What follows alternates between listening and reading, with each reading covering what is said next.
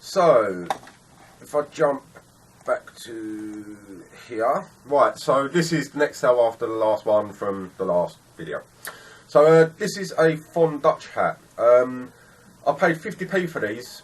Well, I normally pay 50p for these at charity shops. They're a bit of a slow seller, but people are still willing to pay some decent money for like certain editions of them. This is just a bare basic Von Dutch hat. It was great. It kind of reminded me of a hillbilly for some reason when I see it. I don't know why. I just pictured someone like sitting there chewing on some tobacco and that. Wait a minute. So yeah. Anyways, all right. I ended up taking a best offer on this of I think it was £8 or £8.20, something like that. Because of my postage, I tend to get a lot of people sending me best offers of like £7.20 even, to make it up to a square tenner. So yeah, I think this is probably a £7.20 one. So yeah, nice bit of profit on it though. 50p, can't go wrong. This is a Fred Perry's t-shirt. Fred Perry t-shirt, sorry. It was an XL, and I took a best offer of £7.20 on it. Plus the £2.80 postage, took it straight up to a tenner again. Probably paid £1 for it at a boot sale. So yeah, again, nothing special about it, just light blue with the logo. These are the other glasses that I was talking about earlier on in the last video. Real D 3D glasses.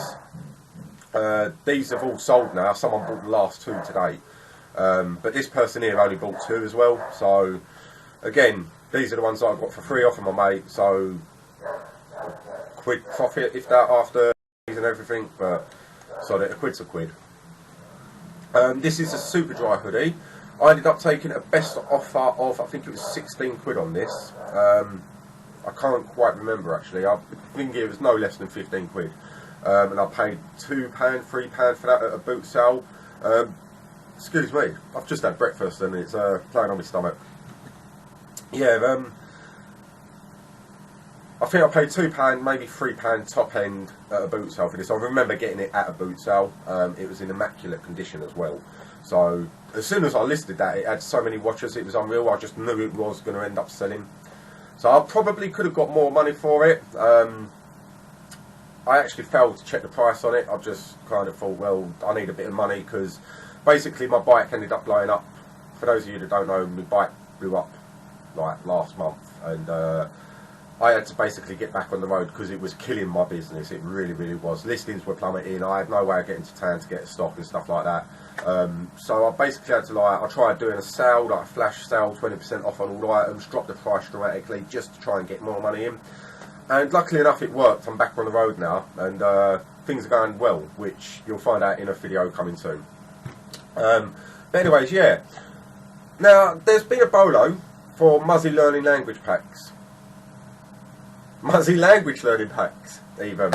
Yeah. And basically, like, this guy here, I grabbed it and done a shout out for it in one of my videos. And then I started seeing it pop up left, right and centre, and I was like, I know about that. Yeah, man, it's a nice little, like, it is a nice find. People pay good money for it. Anyway, so I was in a charity shop, and they've got this, like, it's a bin about that big, maybe, by about that deep, that's just crammed with teddies, and they're all like 20p. Yeah, you can see the price that I got for it, £10 plus £2.80 postage, and it went via the GSP program, I think. I swear this went global shipping. And the only reason I grabbed it was because I recognised him. As soon as I see his head poking out, I was like, I know that. Picked it up, looked at the label, and it was Muzzy. So I was like, right, I'm having that. 20p, done, kind of thing. It took a while to sell. It really did. It took quite a while to sell, but sod it. Again, there's money sitting in it. So, yeah.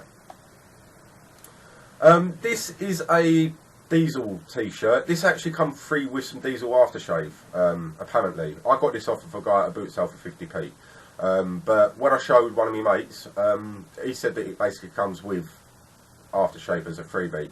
And I took a best offer of £10 on it. So even still, like, even though it's a freebie, it was still worth that tenner to someone. So yeah, like, nice quick sell on that. That picture there is really, really wonky, and I didn't have my sheet up. I think it was getting washed. I paid £2.50, no, £2.90 on these, yeah. Basically, I was at a boot sale. This is going back a couple of months now, and some guy, he had a load of grade A clothing, Levi, Wrangler guys, not Wrangler, Wrangler. Yeah, Lee, a couple of other American brands as well. And he wanted top end on them, so I just said to him, like, look mate, let's cut to the crunch, I want to buy a load, how much? And he was like, well, grab what ones you want and I'll make you a deal. And he ended up doing them to me for like £2.90 or £2.80, something like that per pair. And these went for, as you can see, 20 quid plus £2.90. If I just scroll down, I'll show you the badge. There we go. These are actually a pair of 501s. You've got loads of different pairs as well. 501s tend to do pretty well though. There's certain ways to tell whether they're fake or not. Just in general, the feel of them, like real Levi's have a really nice feel. You could grab them and they feel like you could try and stab them and they deflect the knife kind of thing. They have a really thick texture to them. Fake ones tend to feel really cheap and tacky. As I said, there's also like eBay tutorials out there showing you how to do it. For instance, like on the back of the main button, that's like, you can't see my waist. The button that does the waist up basically, on the back of that there'll be a number. It would be something like T62 or something like that. And fake ones generally tend to have the numbers wrong, or they won't have the number. The number should also relate to a number on the tags.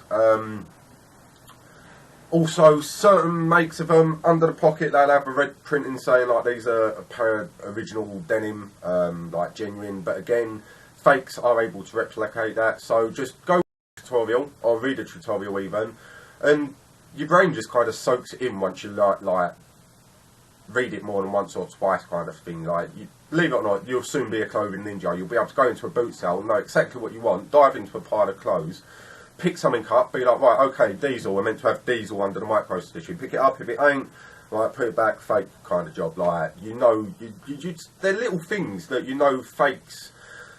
You basically end up like knowing telltale signs. Like, fakes can replicate like certain unique items about like manufactured ones, but over time you'll notice that with a specific brand, fakes tend to always miss that one key element. Like Diesel, as I just said, like they've got a silver stitching on the label just under the Indian head, and if you look at it really closely, it's meant to say Diesel underneath it, or like woven into the stitching. Fake diesels, like a lot of fake diesels, will have all the telltale signs that they're real, except for that one. And apparently it's like one of the hardest things for them to replicate. So yeah, that's my telltale sign. That's the first thing I check. If it's got that, then I'll check the other telltale signs and then grab them or not. But anyways, yeah, let's get back on with it. Another Hanes manual, you should all know about these. Took best offer of, I think it was $7.99, something like that. This was for a BMW 3 and 5 series. Yeah, paid 50p at a charity shop for this one even. I remember that actually, yeah. There's a charity shop near my nan's, and I always end up getting decent stuff from there. And I've gone to pay for it, and it had a 50p price sticker on it. And the bird that served me, she knows I'm a reseller now. She really does, because like she sees me in there all the time buying up loads. But I don't think she minds. I'll tell you a story about that, like about this specific charity shop in a minute. But yeah, when I wanted to pay for it, she was like, "You're going to make good money on that one, aren't you?" I was like, "Yeah." She goes, "I know how much these sell for." I was like, "Yeah, there's decent money." She was like, "To be honest, I think someone mispriced it." I was like, "Well, what are you going to do?" So yeah. But last time I went in it, last time I went in it, there was a African person, like, I don't know where he was from originally, but he wasn't like English. And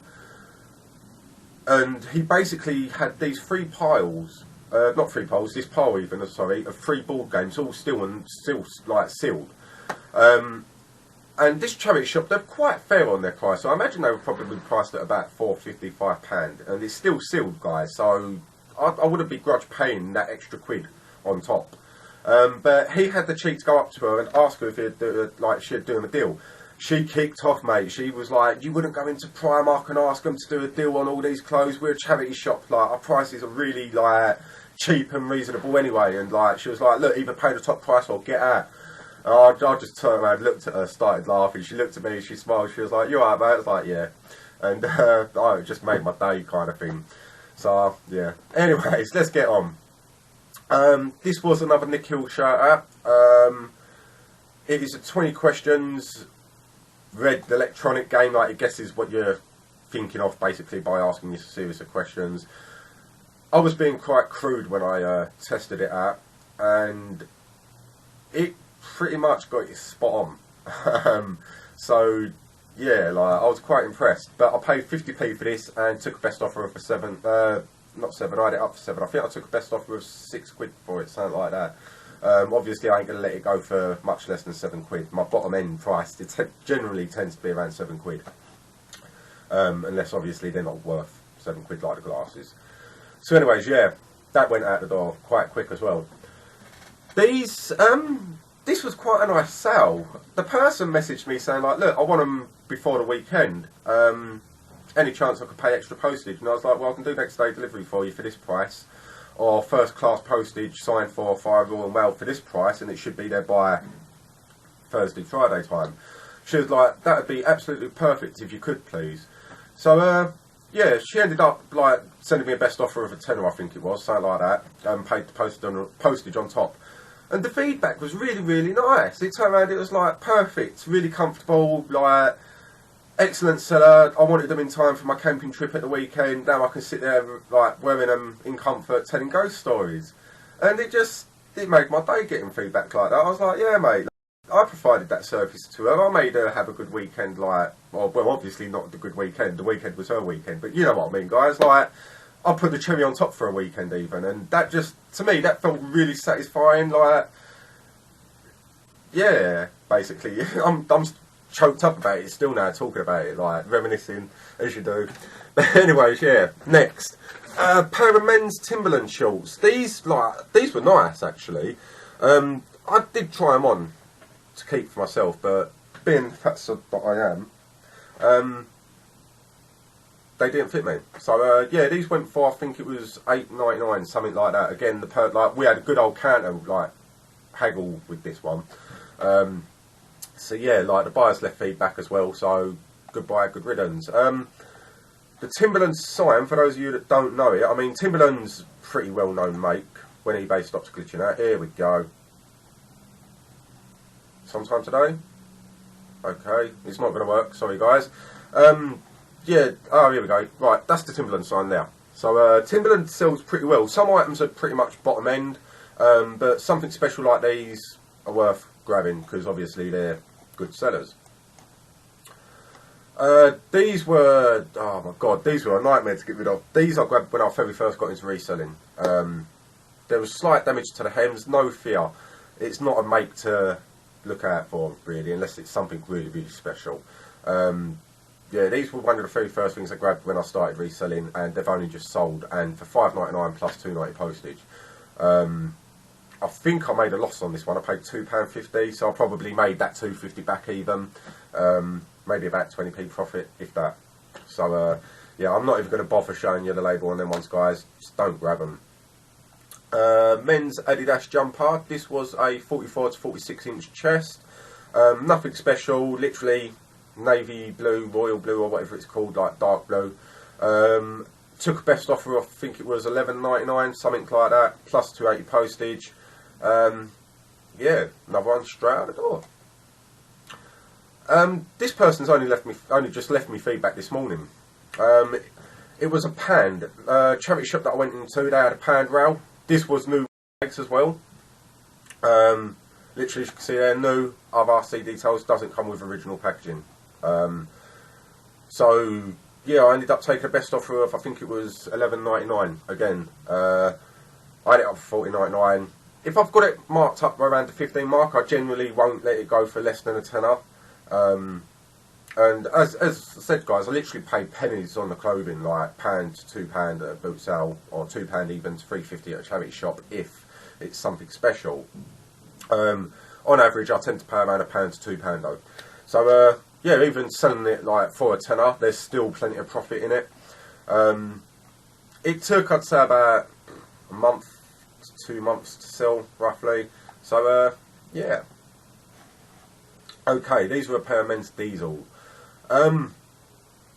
these had something wrong with them because I let them go so cheap. I can't remember what was wrong with them. Let's see if I can find it. Might even be able to show you. Right, that micro stitching there basically is meant to have diesel written underneath it. That silver line that you can see there. Here we go. Right. There we go. Right, you can't really see it on my camera because it is really, really small. Like, I've tried so hard to capture the details. I really have.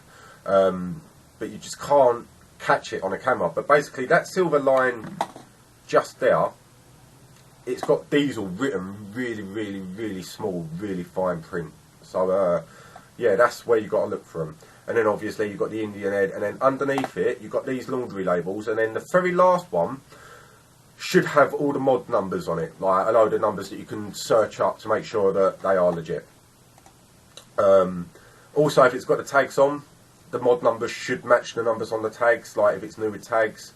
But yeah, these had damaged ends there, as you can see, which is why I let them go for $13.99. So yeah, that's it for this part, guys. I'm going to now get on to part 3 because I've checked my webcam. The audio's a little bit echoey, but I haven't got them laying around. My headphones are broke, basically, like my headset. So I've got to get a new one. So I apologise for the echoiness. But yeah.